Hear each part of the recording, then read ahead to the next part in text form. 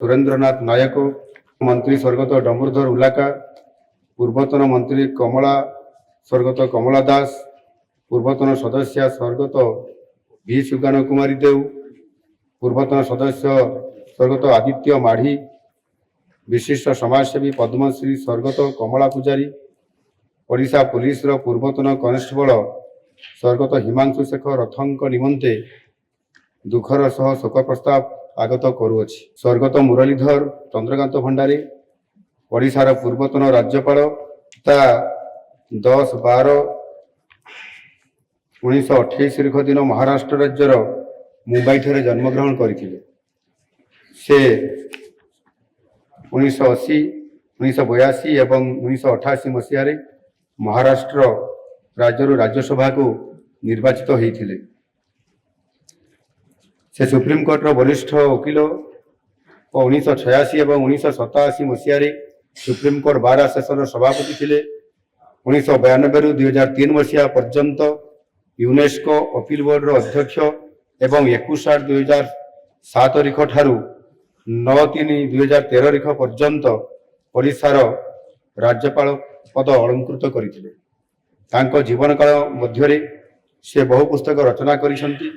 एई महान व्यक्तिंकर 15/6/2024 तारीख दिन 95 वर्ष बयस मुंबई ठारे परलोक होइछि। स्वर्गत सुरेंद्रनाथ नायक, पूर्वतन उपबाचस्पति और पूर्वतन मंत्री ता 2/7/1933 तारीख दिन पुरी जिलार अणकणा ठारे जन्मग्रहण करथिले।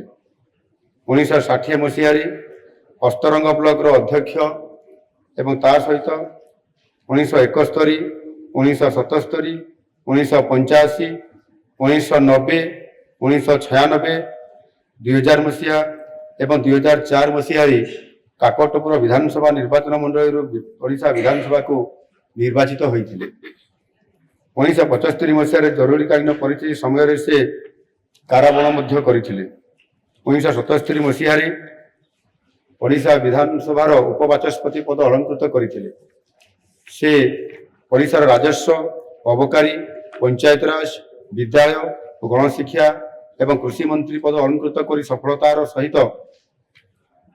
कार्य संपादन करिसेंति। से मध्य 2009 मसीह योजना बोर्ड उपाध्यक्ष पदभार वहन करथिले।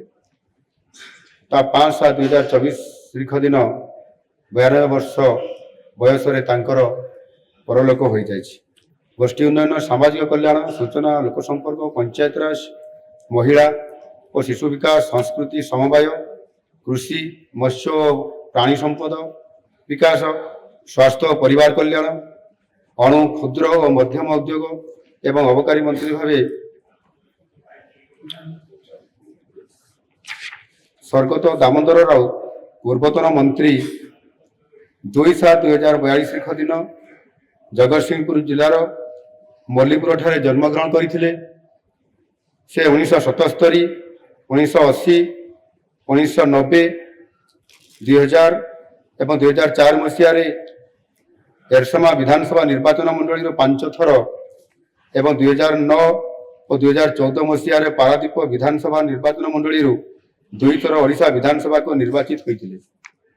से ओडिशार गोष्ठी उन्नयन और सामाजिक कल्याण, सूचना और लोक संपर्क, पंचायतराज, महिला और शिशु विकास, संस्कृति समवाय, कृषि, मत्स्य और प्राणी संपद विकास, स्वास्थ्य और परिवार कल्याण, अणु, क्षुद्र मध्यम उद्योग एवं अबकारी मंत्री भावे दायित्व निर्वाह करथिले।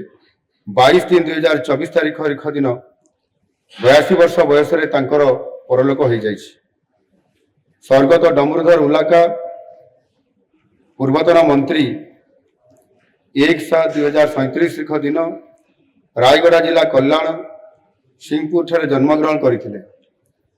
से 1974, 1977, 1980, 1985, 1995, 2004 एवं 2009 मसीह विषम कटक विधानसभा निर्वाचन मंडली 7 थर ओडिशा विधानसभा को निर्वाचित होते।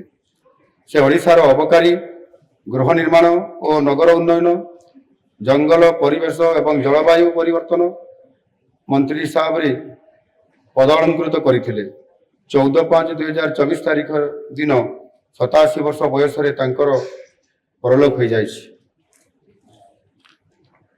ସ୍ୱର୍ଗତ କମଳା ଦାସ ପୂର୍ବତନ ମନ୍ତ୍ରୀ 16/8/1985 ଦିନ ବାଲେଶ୍ୱର ଜିଲ୍ଲାର ଶଙ୍ଖାଇଠାରେ ଜନ୍ମଗ୍ରହଣ କରିଥିଲେ। ସେ 1990, 1995 ଏବଂ 2000 ମସିହାରେ ଭୋଗରାଇ ବିଧାନସଭା ନିର୍ବାଚନ ମଣ୍ଡଳୀରୁ ଓଡ଼ିଶା ବିଧାନସଭାକୁ ନିର୍ବାଚିତ ହୋଇଥିଲେ। ସେ ଓଡ଼ିଶାର ଶିକ୍ଷା ଓ ଯୁବ ସେବା, ସ୍ୱାସ୍ଥ୍ୟ ଓ ପରିବାର କଲ୍ୟାଣ, ମହିଳା ଓ ଶିଶୁ ବିକାଶ